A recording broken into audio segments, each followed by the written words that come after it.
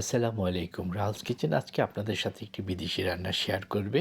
By the way, আমি আমার ঘরের শেফ রুমেল, আর আপনারা দেখছেন রাহুলস কিচেন।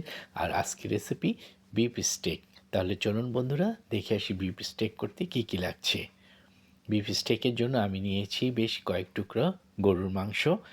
এটাকে আমি একটু কাঁটা চামচ দিয়ে থেতলে নেব, যাতে ভিতরে ভালোভাবে লবণ, গোলমরিচ এবং রসুনের রসগুলো প্রবেশ করতে পারে।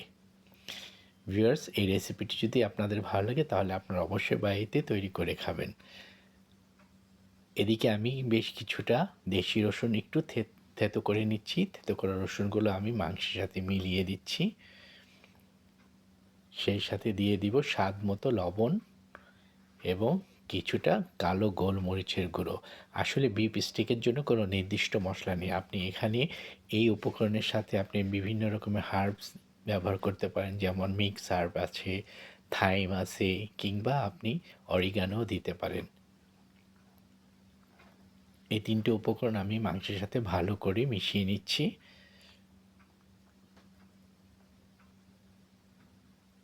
সেই সাথে আমি দিয়ে দিচ্ছি কিছুটা লেবুর রস। এখানে আপনারা ম্যারিনেট করে 1 ঘন্টা রাখতে পারেন, বাট আমার হাতে সময় কম ছিল, তাই আমি সরাসরি রান্নায় চলে গিয়েছি। আমি লেবুর রস দিয়েও আবার একটু ভালো করে মেখে নিচ্ছি। ভিউয়ার্স, এই রেসিপিটি আপনারা আমার রাহুলস কিচেন ইউটিউব চ্যানেলেও দেখতে পাবেন। আর আপনারা যারা আমার পেজটিকে ফলো করেছেন তাদের সবাইকে ধন্যবাদ। আমি একটি ফ্রাই প্যানে কিছুটা তেল দিয়ে মাংসগুলো ভেজে নেব। এখানে আমি বলে রাখছি, আমি এটাকে মিডিয়াম রেয়ার করব। তাই মিডিয়াম রেয়ার করার জন্য আমাকে এক একটা পাশ 8 মিনিট করে ভাজতে হবে।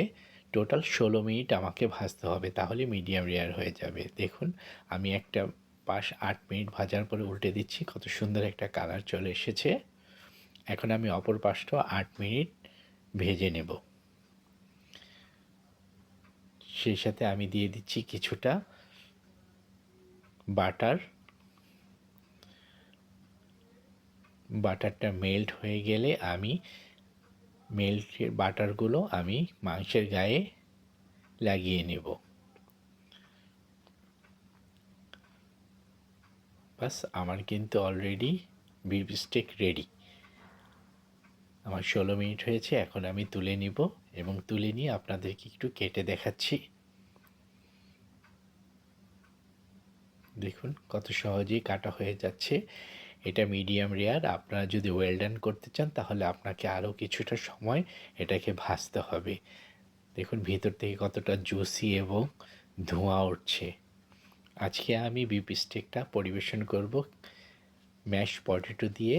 ইনশাল্লাহ নেক্সট টাইম কোনো একদিন আমি আমার ম্যাশ পটেটো রেসিপিটিও আপনাদের সাথে শেয়ার করব। তাহলে আপনারা সবাই ভালো থাকবেন। আজকের মতো এখানেই বিদায় নিব। রেসিপিটি যদি ভালো লাগে তাহলে অবশ্যই বাড়িতে তৈরি করে খাবেন। আর আমার চ্যানেলটিকে সাবস্ক্রাইব করবেন এবং পেজটিকে ফলো করবেন। তাহলে আজকের মতো বিদায়। আল্লাহ হাফিজ।